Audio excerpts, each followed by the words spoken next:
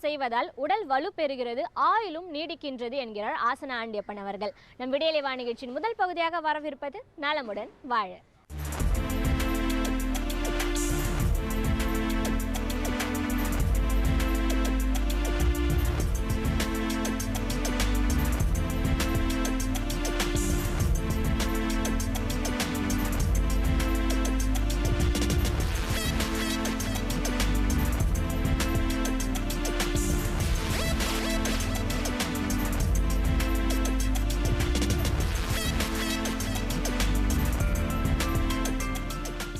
என் இனிய உலகத்தமிழ் மக்களே, தாய்மார்களே, பெரியோர்களே, சிறார்களே, என் அருமைச் சீடர்களே, யோக நண்பர்களே, உங்கள் அனைவருக்கும் என் இனிய காலை வணக்கம். கலைஞர் தொலைக்காட்சி நிகழ்ச்சியில் நலமுடன் வாழ என்னும் பிரிவில் யோகாசனத்திற்கு அதிகாலை வேளையில் அதிக முக்கியத்துவம் கொடுத்திருப்பதை நீங்கள் அறிவீர்கள். அதிகாலை வேளையில் இந்த ஆசனத்தை நாம் செய்வோமேயானால் நாம் அன்று முழுவதும் நமது காரியங்களை செம்மையாக செய்து முடிக்கலாம். அன்று முழுவதும் சோர்வு ஏற்படாது. நாம் சந்திக்கக்கூடிய அத்தனை பிரச்சனைகளையும் மிக லகுவாக சமாளித்து வெற்றிகரமாக முடிக்கக்கூடிய தன்மையெல்லாம் இந்த யோகக்கலைக்கு உண்டு என்பதை நீங்கள் தெரிந்து கொள்ள வேண்டும். வாழ்க்கையிலே மனிதன் பிறக்கிறான், இறக்கிறான். இடைப்பட்ட காலத்தில் அவன் செய்த சாதனை தான், அவன் செய்கின்ற காரியங்கள் தான், நல்ல காரியங்கள் தான் நிலைத்து நிற்கும்.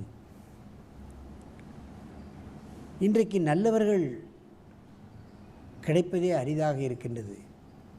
ஒரு நல்லவர்கள் பல்லாயிரக்கணக்கான நல்லவர்களை உருவாக்க முடியும். அந்த நல்லவர்கள் ஆசனம் செய்கிறவர்களாக இருந்தால் நிச்சயமாக நாட்டுக்கும் வீட்டுக்கும் நல்ல காரியங்களை அவர்கள் செய்வார்கள். அந்த அளவுக்கு இந்த கலைக்கு சக்தி உண்டு, ஆதிக்கம் உண்டு என்பதை நீங்கள் தெரிந்து கொள்ள வேண்டும். அந்த நிலையில் நமது அரங்கிற்கு ஊத்தங்கரை யூஜி யோகா சென்டரிலிருந்து யாதீஸ்வரி என்ற யோகா மாஸ்டருடைய மாணவர்கள் 4 பேர் இங்கே வந்திருக்கிறார்கள். அவர்கள் இப்பொழுது மச்சாசனம், மீன் ஆசனத்தை செய்ய போகிறார்கள். சரி, இப்போ அப்படியே படுத்து மச்சாசனம் பண்ணு. படுத்துக்கோ, தலையை திருப்பு. நல்ல மீன் ஆசனம். கால் விரலை பிடிச்சிக்கோ.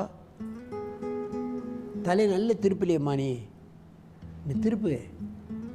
தலை நல்ல திருப்பு. நெஞ்சை தூக்கி அப்படி தானே கொஞ்சம் இன்னும் குட். இதில் நல்ல மூச்சு இழுக்கணும். மூச்சு சத்தமாக மூச்சு இழுக்கணும். வாயை மூடி நல்ல மூச்சுழு. வாயை திறக்காத, மூச்சுழு. இவைகளெல்லாம் நெஞ்சை விரிவடைய செய்யக்கூடிய ஆசனங்கள். நல்ல மூச்சுழு. ஏற்கனவே நான் சொல்லியிருக்கின்றேன், பனி மழை காலங்களில் இப்பொழுதெல்லாம் எங்கு பார்த்தாலும் மழை, குழந்தைகளுக்கு காய்ச்சல், சளித்தொல்லை இவைகளெல்லாம் வந்து விடுகிறது. காலையிலும் மாலையிலும் இந்த ஆசனத்தை செய்துவிட்டால் சளித்தொல்லை வராது, காய்ச்சல் வராது. அவைகள் இந்த எத்தனையோ காய்ச்சல்கள் வந்து விட்டது. எந்த காய்ச்சல் இருந்தும் அவர்கள் விடுபடலாம். மெதுவாக தலை நிமிருங்கள். அப்படியே எழுந்து உட்காரு. பத்மாசனம் போடு. அப்படியே கையை பின்ன கட்டி முன்னால் குனி. மாற்றாசனம், யோக முத்ரா. குனி. கையை முதுகில் வச்சு குனி. தலையை தொடணும். பின்னால் வளைந்தால் முன்னால் வளைய வேண்டும். மகாமுத்ரா.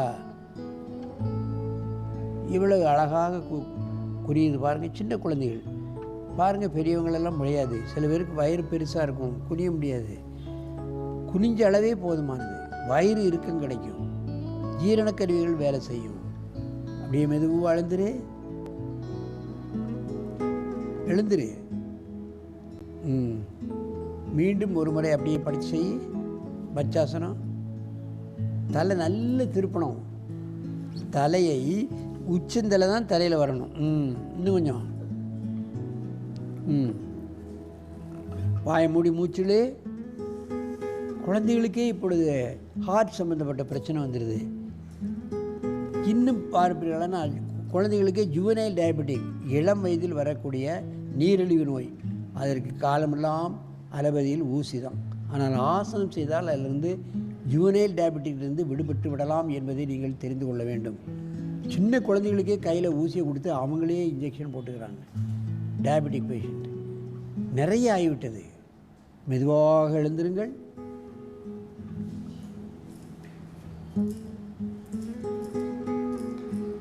முன்னால் குனிங்க, அப்படியே கையை முது பின்ன வச்சு குனிங்க. மகாமுத்ரா, ரிவர்ஸ் போஸ். அப்படியே நிமிருங்கள்.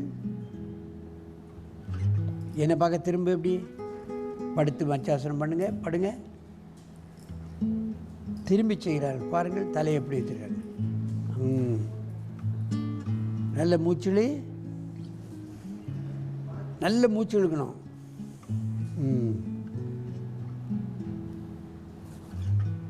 மெதுவாக எழுந்திருங்கள்.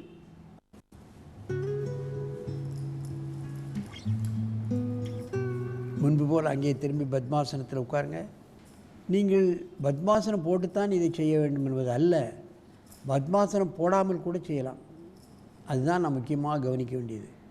பத்மாசனம் போடாமல் கூட இந்த மச்சாசனத்தை செய்யலாம். காலை நீட்டிட்டு கூட செய்யலாம். தலைப்பக்கம் தலையாணியை வைத்துக்கொண்டு கூட செய்யலாம். நன்றாக மூச்சை இழுக்க வேண்டும். எத்தனையோ வியாதிகளை குணத்தக்கூடிய சின்ன ஆசனம். இதெல்லாம் குழந்தைகளுக்கு 2 வயசுலேயே செய்ய வைக்கலாம். ரஷ்யா போன்ற நகரங்களில் 2 வயசு பிள்ளையை பிடிச்சி தலைகளை தூக்கிறோம். படத்தில் காட்டுறாங்க. யோகாசனத்துக்கு அவ்வளவு முக்கியத்துவம். ஆகவே இது போன்ற சின்ன வயதிலேயே, ஏன் பெரியவர்களும் நடுத்தர வயதினர்களும் இது போன்ற ஆசனங்களை பழகி நீங்கள் என்றும் ஆரோக்கியமாக நெடுதி இனிது வாழ வேண்டும் என்று கேட்டு உங்களிடமிருந்து விடைபெறுவது ஆசன ஆண்டியப்பன். வணக்கம்.